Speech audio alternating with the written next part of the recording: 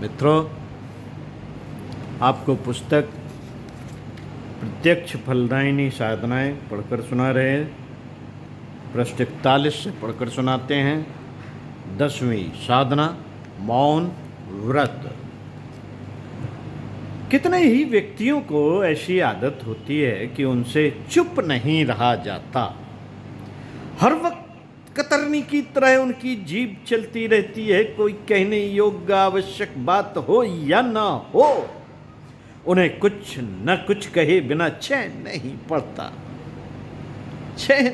पड़ता। व्यर्थ की अनर्गल झूठी मनगढ़ंत निष्प्रयोजन गपशप करते हुए उन्हें बड़ा मजा आता है। वास्तव में यह एक बड़ा दुर्गुण है। वाणी हमारी पवित्र आध्यात्मिक एवं महत्वपूर्ण शक्ति है। इसके एक एक अणु का सदुपयोग होना चाहिए। लोग नहीं समझते कि शब्द के साथ हमारी कितनी विद्युत शक्ति, जीवनी शक्ति एवं प्राण शक्ति मिली रहती है। वाणी के साथ साथ हमारी संचित शक्तियों का क्षरण होता है। देखा जाता है कि वाणी के द्वारा शत्रुओं को मित्र और मित्र को शत्रु बनाया जा सकता है। किसी की शब्दों में रस बरसता है और अमृत झरता है, किंतु किसी की जीभ जब चलती है तो दुर्गंध, द्वेष, घृणा और विग्रह ही उत्पन्न करती है। इससे प्रकट होता है मित्रों, इससे प्रकट होता है कि हमारे भीतरी तत्व वाणी के साथ सम्मिश्रित होते हैं। वाणी जब निकलती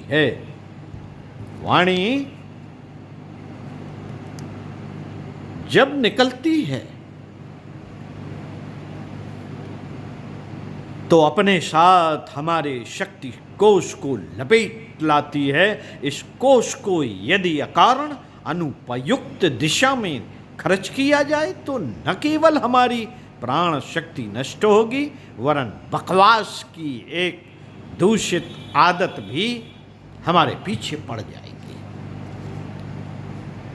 महात्मा गांधी मौन में काफी समय बिताते थे। सप्ताह में एक दिन तो मौन उनका रहता ही था। इसके अतिरिक्त वे काम करते समय चुप ही रहते थे। महत्वपूर्ण राजनीतिक वार्ताओं में भी वे उतना ही बोलते थे जितना बोले बिना काम नहीं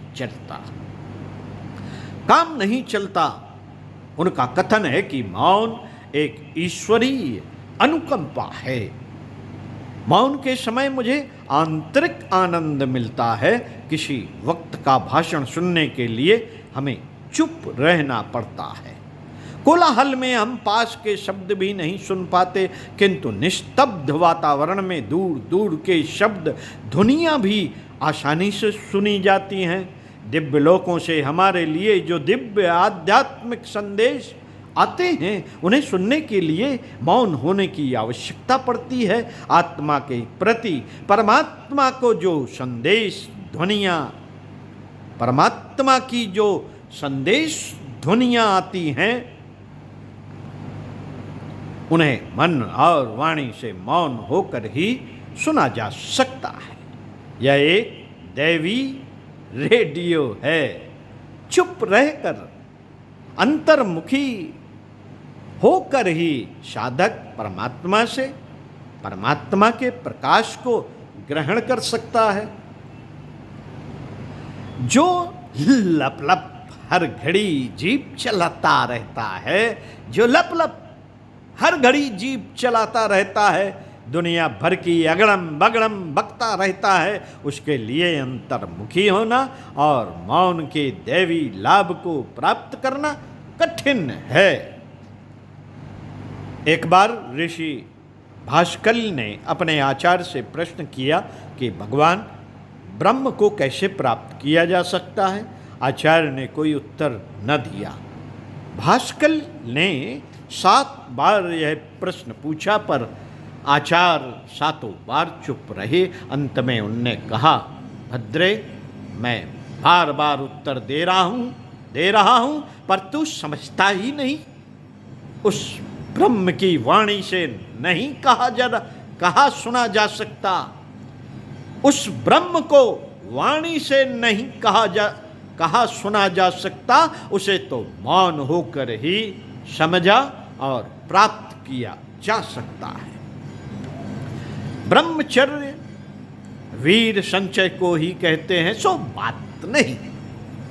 बात नहीं, शक्तियों के क्षरण को रोकना ब्रह्मचर्य है। वाणी का संयम वाक ब्रह्मचर्य कहलाता है। जिस प्रकार वीर के अपव्यय से रोग, जरा और अकाल मृत्यु की गोद में जाना पड़ता है, वैसी ही वाणी का दुरुपयोग, अपव्यय करने पर मानसिक शक्तियों की न्यूनता होती जाती है।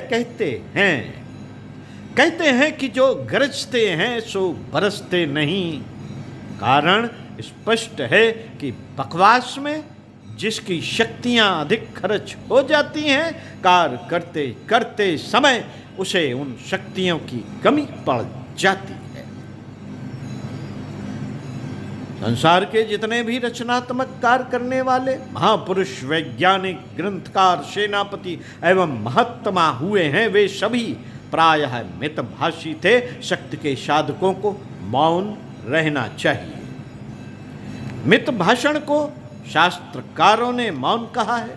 जो भाषण किसी के लाभ, हित या कल्याण के उद्देश्य से किया जाता है, वह मौन है। उतना ही बोलना चाहिए जितना बोलना आवश्यक है। शेष समय में चुप रहना चाहिए। योग शास्त्रों में 4 वाणी बताई हैं। नंबर 1 परावाणी, नंबर 2 पश्यन्ति वाणी, नंबर 3 मध्यमा वाणी, नंबर 4 वैखरी वाणी। इनमें से परा और पश्यन्ति सूक्ष्म तथा मध्यमा और वैखरी स्थूल है। मन में जो संकल्प उठते हैं, जो विचार, सोच विचार, ऊहापोह, तर्क वितर्क, आयोजन वियोजन होते हैं, उनमें सूक्ष्म वाणी का प्रयोग होता है। मध्यमा वाणी कंठ में और वैखरी वाणी जिह्वा में रहती है। घुसपुस अस्पष्ट वाणी कंठ से और स्पष्ट ध्वनि वाली जिह्वा से उत्पन्न होती है। मित्रों, इन चारों ही वाणियों का हमें संयम एवं सदुपयोग करना चाहिए। जिह्वा खोलने से पहले, शब्दोच्चार करने से पहले उतने विस्तार से कही जा रही है या नहीं, यह विचार करना चाहिए कि जो बात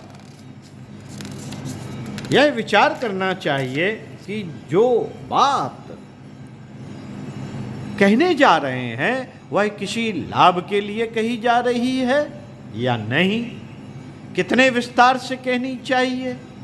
इन दोनों प्रश्नों को सामने रखकर भाषण करना। इस प्रकार ध्यान रखकर जो वार्तालाप किया जाता है वह मौन है। लोकहित की, परमार्थ की दृष्टि से जो कुछ कहा जाता है वह मौन ही है। निष्प्रयोजन फिजूल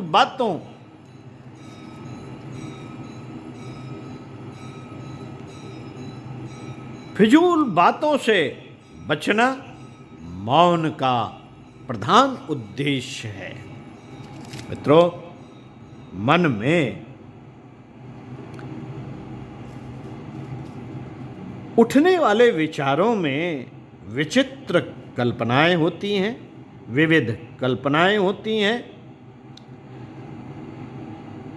इनमें दृश्य और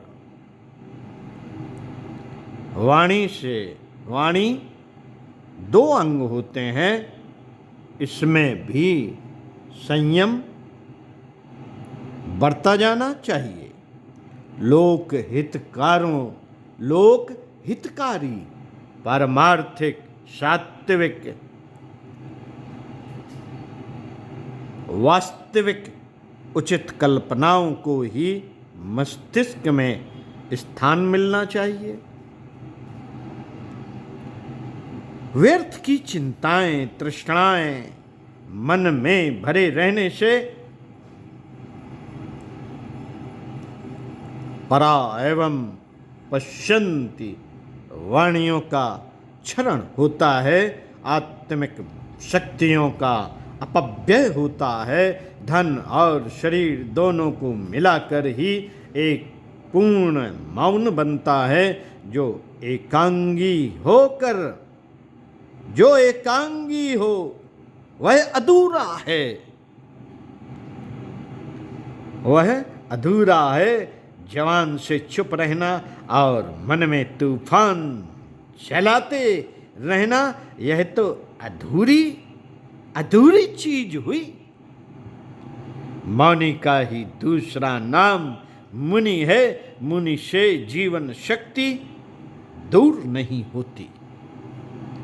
पंडित श्री राम शर्मा आचार्य। साथियों, अगले वीडियो में आपको पढ़कर सुनाएंगे मौन की साधना कैसे हो। तो सुनते रहिए कुछ अच्छा और पढ़ते रहिए कुछ अच्छा। ओम शांति।